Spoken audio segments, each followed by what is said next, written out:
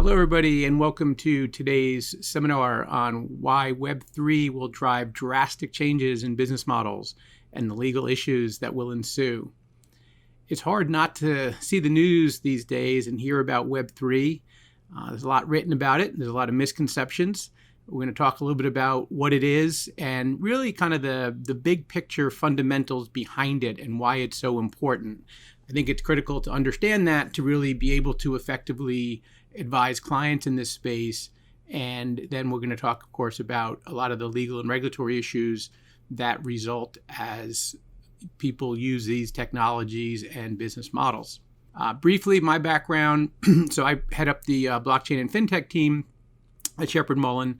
I've been doing work in the legal field since the mid-'80s, about almost 35 years, and focus a lot on interactive entertainment, done work in the game space, historically did a lot of work in the virtual world space.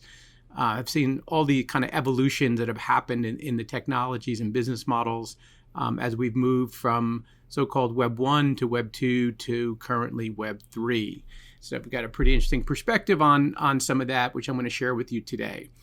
So just to get into it, we think about Web 3, before we get into the technology, what are the issues that it's really trying to solve? What are the problems that exist that's causing what I believe is a very tectonic change in the way technology and business will be done going forward?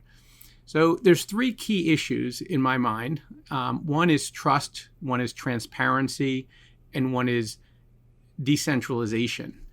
And let's take a look at kind of each of those and understand where we've come from and then where we are with respect to those. So when we think about trust, there's been many well-publicized scenarios where people were entrusted with billions of dollars and they breached the trust that was placed in them. Going back to the 80s, Charles Keating, the savings and loan crisis through Lincoln Savings and Loan was a huge debacle where he was trusted with billions of dollars that went missing.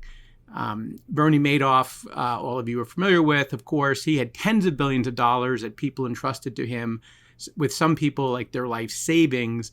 And of course, that trust turned out to be misplaced. And then there's more modern day Theranos and Elizabeth Holmes and the mistrust that was placed in her, again, involving billions of dollars, but even more importantly, people's lives. I mean, they were doing blood testing and allegedly they were kind of misreporting some of the results, which impacted a lot more than just money. When we think about trust, recent surveys showed that the least trustworthy companies by industry are actually some of the ones that people rely on the most for their health and financial well-being. So you see from the chart here, the pharmaceutical industry, the health industry, and financial institutions are among the least trusted big entities. And in another survey, they found that governments are even less trusted than businesses, and that the decline in trust in government has rapidly accelerated over the last several years. And I think, ironically, even Bernie Madoff, one of his quotes is that the whole government is a Ponzi scheme. And this is coming from someone who knows a bit about Ponzi schemes. Okay, transparency. So what is transparency? Transparency is the ability to see meaningful information in this context. And where have we seen a lack of transparency where bad results have followed? Think about Enron, for example. Enron was a huge conglomerate with many related entities and a huge number of off-balance sheet transactions and just incredible complexity and lack of transparency. And even apparently a lot of their auditors and lenders didn't really understand what's going on because they couldn't see all of the information and connect all the dots. And we all know how the Enron debacle failed. Think about the 2008 crisis with as a result, in part, what was precipitated by the collapse of the mortgage markets and led to the broader financial markets disaster. A big part of that was because there was a centralization of a lot of power among very few companies that were controlling the mortgage markets.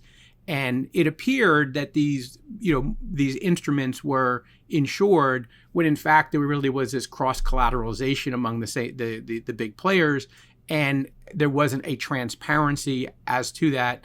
And it flew under the radar for a while until that blew up, and we're all aware of kind of what that led to as far as the financial crisis in 2009.